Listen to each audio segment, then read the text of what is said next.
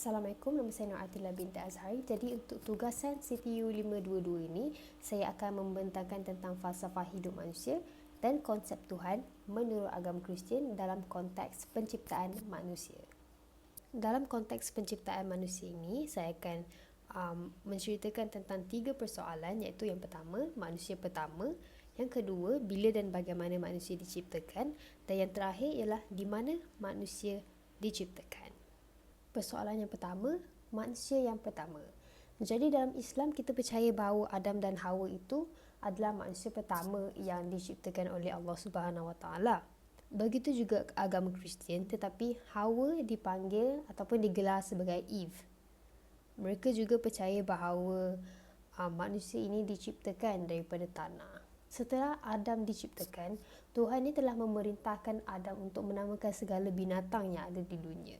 Setelah Adam memerhatikan semua, dia sedar bahawa setiap binatang yang ada mempunyai pasangan.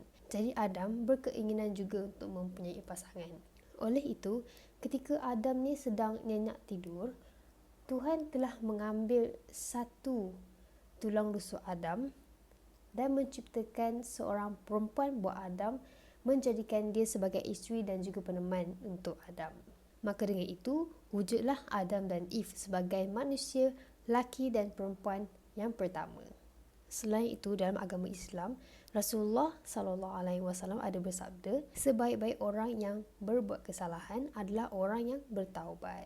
Riwayat Ibnu Majah. Ayat ini membawa erti bahawa tidak ada manusia yang sempurna. Tetapi dalam agama Kristian, mereka beranggapan bahawa Adam dan Hawa ini adalah sempurna, yang mana dia wujud selaras dengan persekitaran mereka dan mempunyai kemampuan kognitif yang sempurna. Maksudnya Tuhan ini telah mengurniakan manusia iaitu Adam dan Eve pemahaman yang jelas tentang sifat kewujudan primordial mereka yang tak tercela. Maksudnya Adam dan Eve ni sempurna. Mereka juga tiada kecenderungan untuk melakukan kejahatan. Bahkan mereka merasakan tidak memakai pakaian itu adalah perkara yang tidak salah.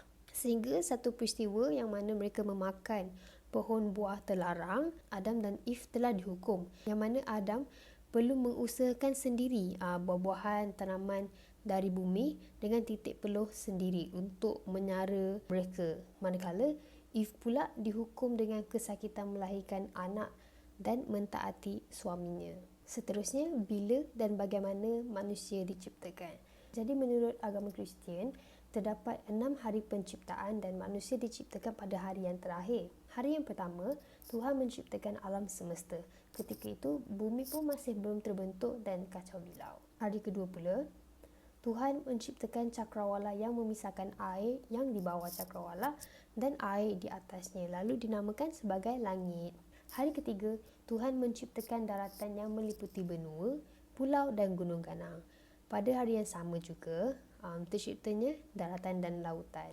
Selain itu, terdapat juga tumbuh-tumbuhan yang menghasilkan biji yang berbuah. Hari keempat pula, Tuhan menciptakan benda-benda di langit seperti cahaya terang yang akan memisahkan siang dan malam untuk menunjukkan permulaan hari, tahun serta perayaan agama. Selain itu, matahari dan bintang-bintang juga diciptakan pada hari yang sama. Hari yang kelima, Tuhan menciptakan segala binatang di bumi, sama ada di darat, di udara maupun di dalam air. Hari keenam, iaitu hari terakhir, manusia diciptakan. Tuhan menciptakan manusia untuk tinggal dan beranak cucu di bumi dan mengusahakan apa yang ada di bumi. Tuhan juga membenarkan manusia untuk memakan segala buah-buahan dan tumbuh-tumbuhan yang ada di muka bumi. Yang terakhir, di manakah manusia diciptakan? Jadi menurut Alkitab, Tuhan menciptakan taman yang diberi nama Eden, di mana ia berada di sebelah timur yang menempatkan manusia yang diciptanya. Di sana ada segala jenis tumbuhan yang menghasilkan buah-buahan yang baik, dan di tengah-tengah taman itu juga terdapat pokok yang memberi hidup dan pokok yang memberi pengetahuan tentang baik dan jahat. Itu boleh dikatakan sebagai pohon yang terlarang.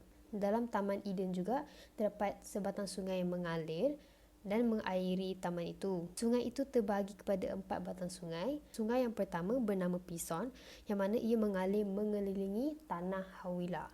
Di situ ada emas tulen dan juga wangi-wangian yang sukar untuk kita dapatkan, serta batu-batu permata.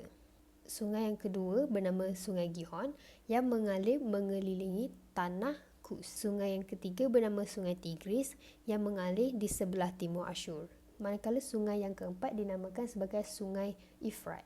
Taman Eden ini juga disebutkan sebagai Taman Tuhan dan Syurga, yang mana ia adalah utopia yang subur dan indah. Tetapi setelah peristiwa Adam dan Eve ni memakan buah dari pohon terlarang, mereka dikeluarkan dari Taman Eden. Jadi mereka tinggal di bumi ataupun di dunia. Kehidupan mereka mula berubah.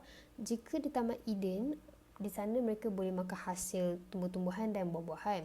Tetapi setelah keluar, mereka perlu mencarinya sendiri, seperti mana Adam harus keluar untuk mengusahakan sendiri tanah-tanaman yang ada di bumi. Selain itu, di Taman Eden, kehidupan mereka sebenarnya kekal abadi. Tetapi setelah mereka dikeluarkan, mereka akan mengalami kematian fizikal. Maknanya, mereka ada jangka hayat tertentu dan mereka akan mati. Jadi, itu sahaja pembentangan saya. Terima kasih.